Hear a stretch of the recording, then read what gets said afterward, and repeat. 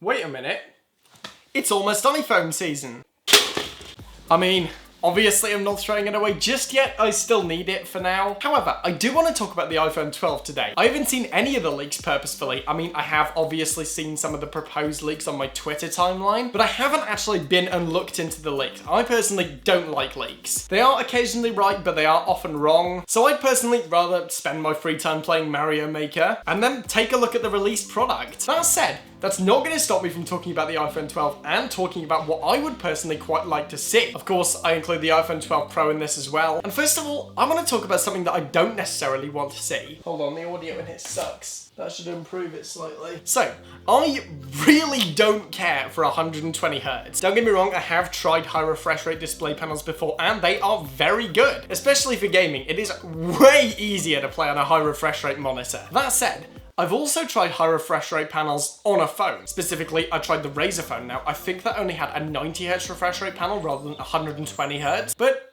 it wasn't all that useful, to be honest. At least for me, because I do definitely think that high refresh rate phones do have a place in the market. That said, it's a specialist feature, so I do think it'd be better suited on the Android side of things. I tend to view iPhones as a little bit more general, so while I know they are great for gaming, they're not essential, and of course then there's things like battery life. Now I know there are software ways to manage this, but realistically, I don't really need one. Something I would like to see, however, is 5G support. I personally plan to upgrade to a 5G SIM soon, and in my town the other day, I saw some 5G towers, which was kinda cool. So yeah, it would be nice to have that compatibility, even if it's just on the iPhone 12 Pro. Next up, we're talking software, specifically iOS 14. It might seem like a little bit of a standard one, however, I would very much like iOS 14 to be completely supported. I would also like the phone to have some special features to be able to truly take advantage of that new operating system. Now, obviously, I have been trying the iOS 14 beta, and I'm hoping in the full release, we're gonna get some really interesting ways that the iPhone 12 series can interact with iOS 14. Maybe this could be like super clicky haptic touch, or even a new camera app. Regardless, a big thing for me is that iOS 14 works well with the iPhone 12, so I'm hoping that is gonna be the case on release. All right, you know what? It's actually pretty nice. In fact, let's do the rest of this bit outside. All right, so decided to film in here instead, and over there is a fridge with Coke Zero. Cue Minecraft drinking effect.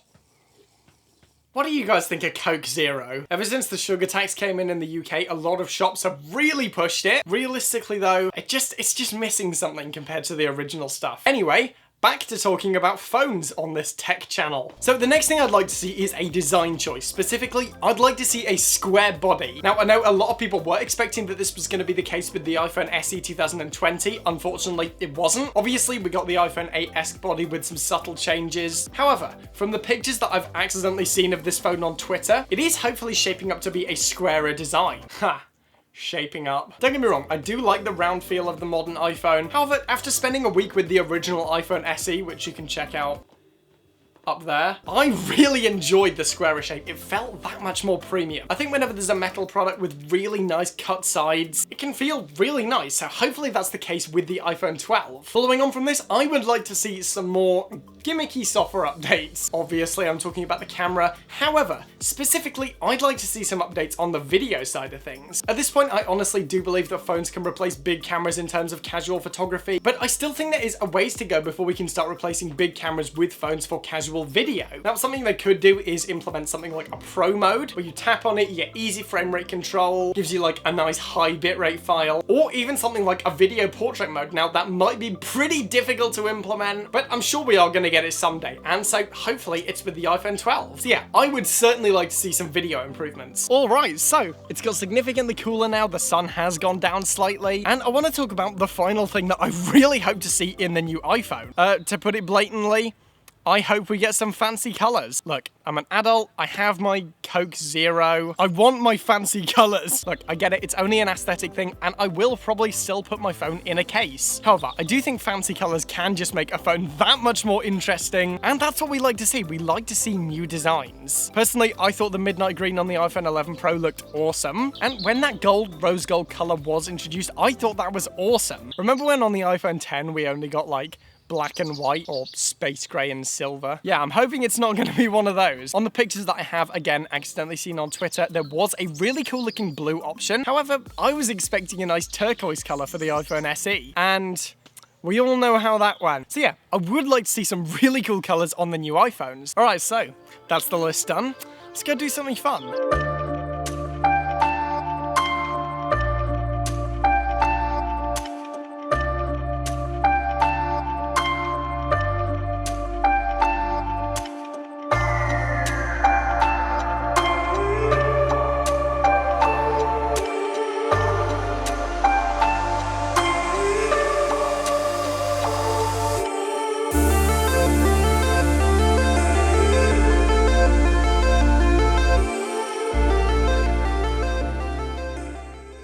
Alright, so the fun thing I decided to do in the end was take my dog for a walk.